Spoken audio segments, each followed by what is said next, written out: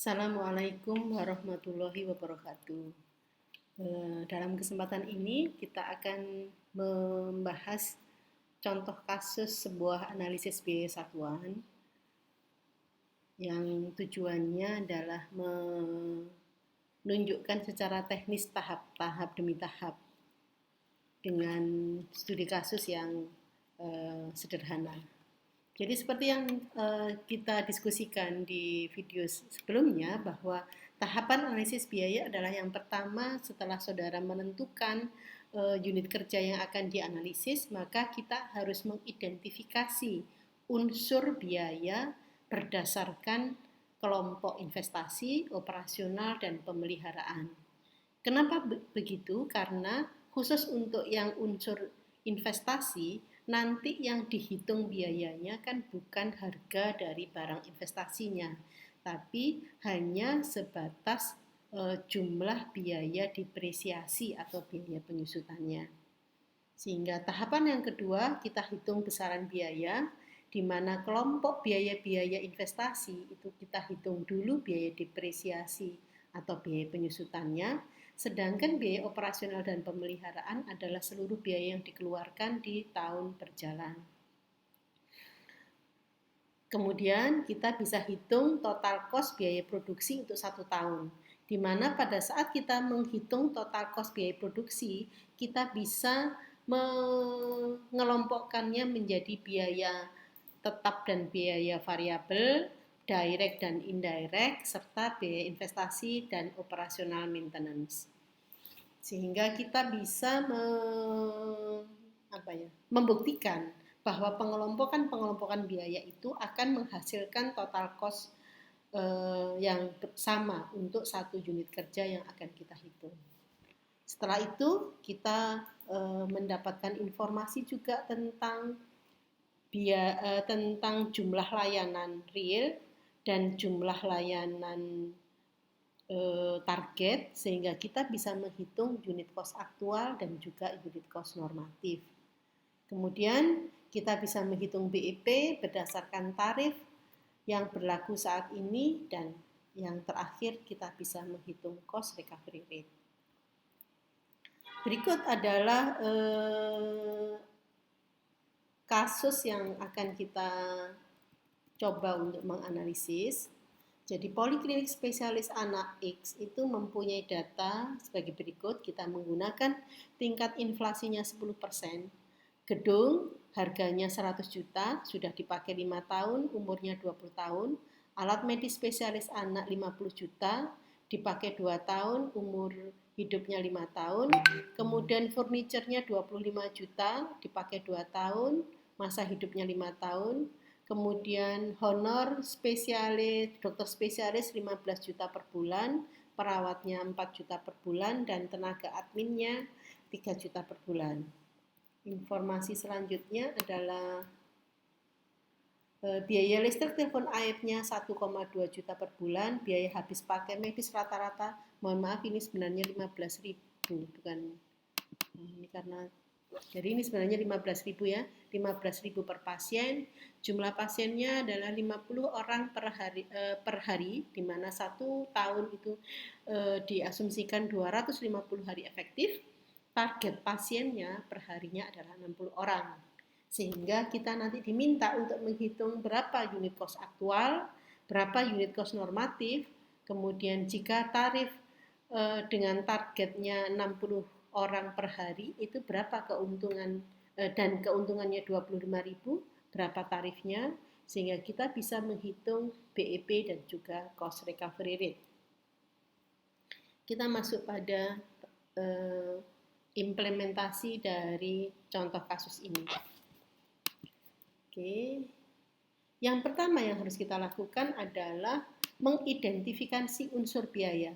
Yang disebut unsur biaya itu adalah ini: gedung, alat medis, furniture, honor dokter spesialis anak, honor perawat, honor tenaga admin, listrik telepon air, BHP medis, di mana pengelompokannya ini adalah kita dahulukan dulu biaya-biaya yang bersifat investasi, baru biaya operasional dan pemeliharaan. Kebetulan dalam kasus ini tidak ada informasi biaya pemeliharaannya. baru kita lakukan proses perhitungan biaya untuk tahun tersebut. Karena untuk biaya investasi otomatis yang akan kita hitung adalah biaya depresiasinya. Dalam hal ini yang digunakan adalah perhitungan biaya depresiasi dengan Annual Investment Cost atau AIC. Kalau misalkan saudara memutuskan untuk menggunakan perhitungan dengan garis lurus, tidak masalah, tapi semuanya harus menggunakan garis lurus. Jadi yang penting adalah konsistensi.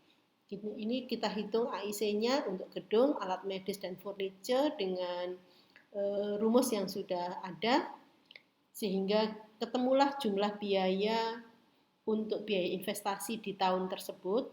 Kemudian biaya operasional untuk honor perawat, dokter, tenaga admin, listrik itu kita kalikan dengan 12 karena informasinya adalah gaji bulanan. Maka ketemulah jumlah biaya yang ada di sini. Sedangkan bahan habis pakai medis per orang 15.000, jumlah pasiennya 50 dan jumlah hari efektifnya 250, ketemu 187.500. Setelah ketemu biaya ini, maka barulah kita kelompokkan menjadi komponen tetap variabel, direct indirect, serta investment operasional dan pemeliharaan. Pertama dulu, tetap dan variabel. Kita cek gedung, alat medis, furniture, kemudian honor pegawai, listrik, telepon, air, semuanya adalah biaya tetap. Sedangkan bahan habis pakai medis merupakan biaya variabel. Dan setelah kita total cost-nya, total biaya produksinya menjadi 492, 102, 550. Oke. Ini supaya kelihatan, saya hide dulu. Nah, sekarang kita kelompokkan untuk gedung itu kalau hubungannya dengan fungsi dan aktivitas sumber biaya, gedung itu adalah indirect cost, alat medis direct cost, furniture indirect cost, honor dokter dan perawat direct cost, honor admin indirect cost, listrik, telepon, air indirect cost, dan bahan habis pakai medis direct cost. Nah, ini kita totalkan, total cost-nya sama 492, 102, 550. Pengelompokan ketiga berdasarkan umur dari unsur biayanya, jangka panjang atau pendek. Ini adalah biaya-biaya investasi, gedung, alat medis, furniture, sedangkan operasional dan maintenance adalah kelompoknya mulai dari honor dokter, perawat, tenaga admin, listrik, telepon, air, dan PHP. Ini semua adalah operasional. Sehingga kita jumlahkan dan totalnya menjadi 492, 102, 550.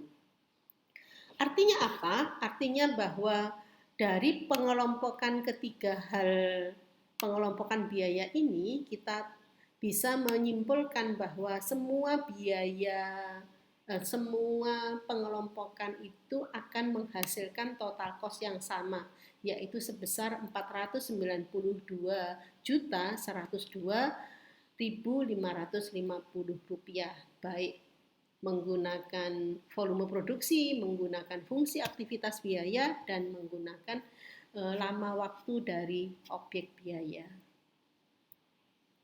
Kita ketemu total cost, kemudian jumlah pasien aktual itu adalah 50 pasien dikalikan 250, sedangkan normatifnya atau targetnya 60 dikalikan 250.